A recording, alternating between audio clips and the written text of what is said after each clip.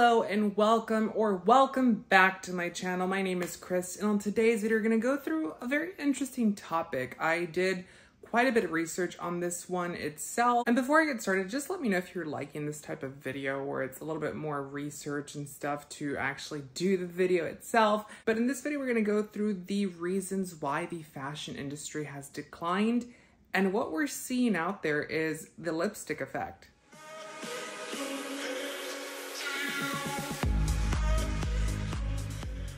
So if you're not familiar with the lipstick effect is something that I believe the term came out during World War II, where people still indulge in small luxury items. In that case, it was lipstick. Currently, we're seeing the fragrance and cosmetics industry have a boom and still continue to have increases in sales. And this is all across the board, while we're seeing their fashion counterparts kind of have a decline, which is a little sad. But are you guys the ones that are supporting the fashion industry? You just might be. So in recent times, we have seen brands like Chanel, Gucci, Louis Vuitton, Christian Dior all do price hikes. This happened during the pandemic and after the pandemic as well. We saw everyone and their mom start to spike up that price when it came to leather goods, shoes, accessories, and even fashion and apparel. This itself is not necessarily a bad thing. I think it does happen from time to time. But with brands like Gucci, Chanel, and Louis Vuitton, we saw quite a bit of a price increase out of nowhere, in particular with the brand of Chanel. A classic flap back a decade ago was almost 3 times less than what it currently is today. And it continues to have price increases over and over and over again.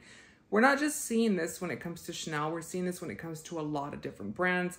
So much so that certain brands have actually reduced prices quietly, like Prada. You can't help but think what's going on, because currently Kering, which is the parent company of Gucci, Yves Saint Laurent, Bottega Veneta, and Balenciaga, and a bunch of other ones, is having such a hard time. Their sales have dipped for the third quarter of 2024 once again, and it's not looking like it's going to be a good year. The same thing has happened for LVMH, and we're kind of seeing the opposite thing happen to the actual fragrance and cosmetics industry. Because of the current inflation across the globe, I know if you're American, you probably think it's just here. No, it's across the globe, and America has actually fared fairly well compared to everyone else.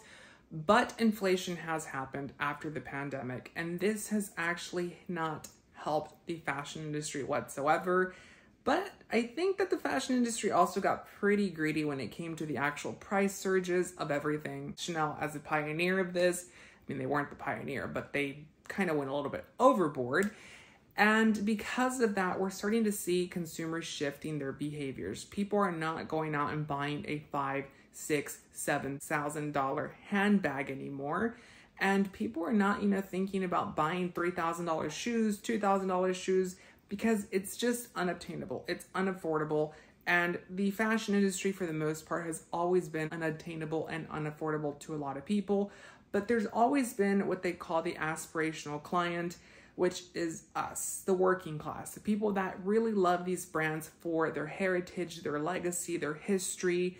And so far, currently, we're not able to continue to purchase items, including myself. I used to love to buy fashion accessories as well as fashion items from brands like Burberry, Prada, Celine, Christian Dior, and currently they're just not affordable. I mean, it's very difficult to be able to say, I'm going to go buy a $6,000 bag and it will not maintain its value. You're really losing your money there. You're kind of throwing it into a pit. And this is what's happening with a lot of the actual brands. But there's brands that have fared fairly well, like Hermes. I think they're kind of the exception to the rule here.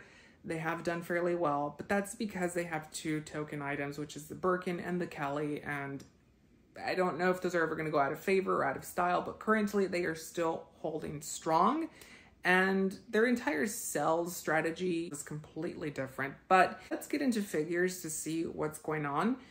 because you'll be pretty shocked at what the figures show. So for example, during the 2024 year, currently, Christian Dior has had 20.77 billion euros when it comes to the actual revenue of the actual brand. It's going to include the fashion house, leather goods, and accessories. But at the same time, with Christian Dior Beauty, which is going to include cosmetics, skincare, as well as fragrances, we're seeing that they made 4.14 billion euros, which is a lot of money. They are one of the bigger brands that actually make quite a bit of money when it comes to their actual cosmetics and fragrance range.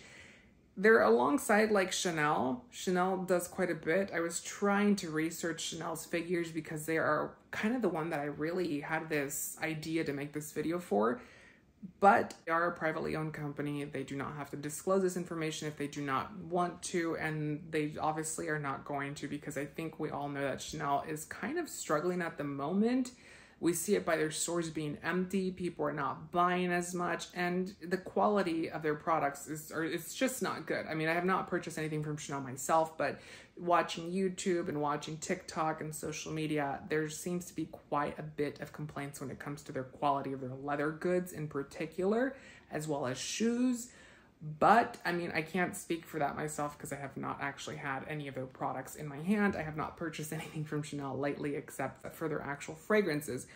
And the fragrances have had quite a bit of spike when it comes to cost. They're very expensive now. Just for example, back when I worked for Chanel in 2015, number 5, a 3.4 or 100 ml size bottle, retailed for $120 US. That same bottle now retails for $172 US. So almost, what is that, $52 an increase. And while that seems normal for the most part, yes, things do have price increases. Yes, things do get more expensive as time progresses. That is quite a bit of a jump. And that's not just Chanel, that's quite a bit of other brands, including Dior, including Lancome, including Yves Saint Laurent. They have all increased their prices as well when it comes to the actual fragrances that we love and cherish, as well as their beauty division. But you have to understand as well, $50 is quite a lot when there's a lot at play here. You know, people do not have $50 or more per hour that they're making. Income is just not keeping up with inflation. And because of that, you know, even though the fragrance industry is also guilty of this, quite not as bad as the actual fashion labels. So I really wanted to go through some numbers here. So for example, Yves Saint Laurent's beauty line, which is fragrance, skincare, and cosmetics, is under L'Oreal, and the brand, the fashion label, if you will, is owned by Kering. I have a comparison here currently in 2024, which it's a little weird here. Revenue for Kering's Yves Saint Laurent, the fashion house, is 1.4 billion euros, which is a lot of money. I mean, they're not going broke anytime soon. But then you go and look at L'Oreal's numbers for Yves Saint Laurent Beauty, or YSL Beauty, if you will. And that is 1.5 billion euros. So the beauty division is making more money than even the fashion label, which is kind of weird to see that, because the beauty division is kind of an add-on to the actual fashion house.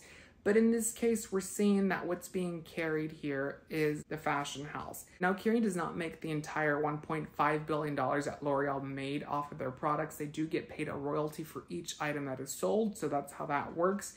And technically, Yves Saint Laurent Beauty is owned by L'Oreal Luxe. But it does showcase here what's going on in the actual fragrance industry and how the fragrance industry is currently and kind of carrying the fashion industry. And it's one of those things that I just thought I had to bring out here, bring out to the light, and showcase how important your love for fragrance is, because obviously we are all lovers of fragrance, and it's quite unusual to see how it's flipped and how the fragrance industry is now coming as the luxury industry, if you will. And it's not the fashion labels anymore that seem to be on top of the world. It's their actual fragrance and beauty lines. So what do you think of this topic? Let me know down in the comments. Do you agree? Do you not agree? Don't forget to give the video a thumbs up and subscribe for more fragrance related content. I love you guys. I hope to see you on the next video. Until then, take care.